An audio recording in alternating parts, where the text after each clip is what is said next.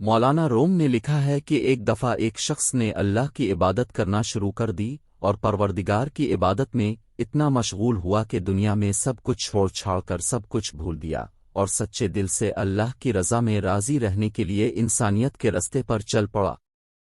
مولانا روم کہتے ہیں کہ ایک وقت وہ آیا کہ اس کے گھر میں کچھ کھانے کو بھی نہ بچا، اور ہوتے ہوتے وہ وقت بھی آیا کہ گھر باہر سب ختم ہو گیا، اور وہ شخص چلتے ہوئے موت کے انتظار میں گلیاں گھومتا کہ اب پلے تو بچا کچھ نہیں تو انتظار ہی کر سکتا ہوں، اللہ سنبھال لے۔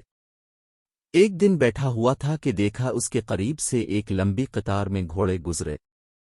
ان گھوڑوں کی سیٹ سونے اور چاندی سے بنی ہوئی تھی اور ان کی پیٹوں پر سونے کے کپڑے پہنے ہوئے تھے۔ ان گھوڑوں پر جو لوگ بیٹھے تھے وہ کسی شاہی گھرانے سے کم نہ لگتے تھے، ان کے سروں پر سونے کی ٹوپیاں تھیں اور ایسے معلوم ہو رہا تھا کوئی بادشاہ جا رہے ہیں۔ اس شخص کے دریافت کرنے پر اسے بتایا گیا کہ یہ ساتھ گاؤں میں ایک بادشاہ ہے، یہ سب اس کے غلام ہیں اور بادشاہ کے دربار میں جا رہے ہیں۔ وہ شخص کچھ دیر حیران ہوا کہ یہ حالت غلاموں کی ہے تو بادشاہ کی کیا حالت ہوگی۔ اس نے آسمان کی طرف سے اٹھا کر کہا، میرے بادشاہ، میرے مالک، میرے اللہ، شکو تو تجھ سے نہیں کرتا، لیکن اس بادشاہ سے ہی غلاموں کا خیال رکھنا سیکھ لے۔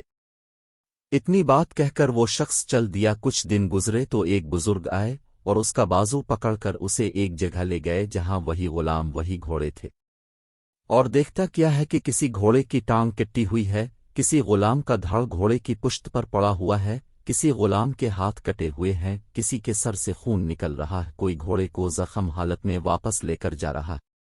وہ شخص حیران ہوا اور بزرگ سے پوچھا، جناب آپ کون ہیں اور یہ سب کیا ماجرا ہے؟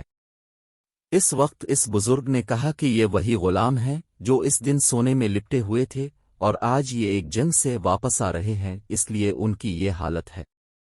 مجھے خواب میں بس اتنا کہا گیا ہے کہ اسے کہنا بادشاہوں کے لیے قربانیاں دینا بھی ان غلاموں سے سیکھ لے۔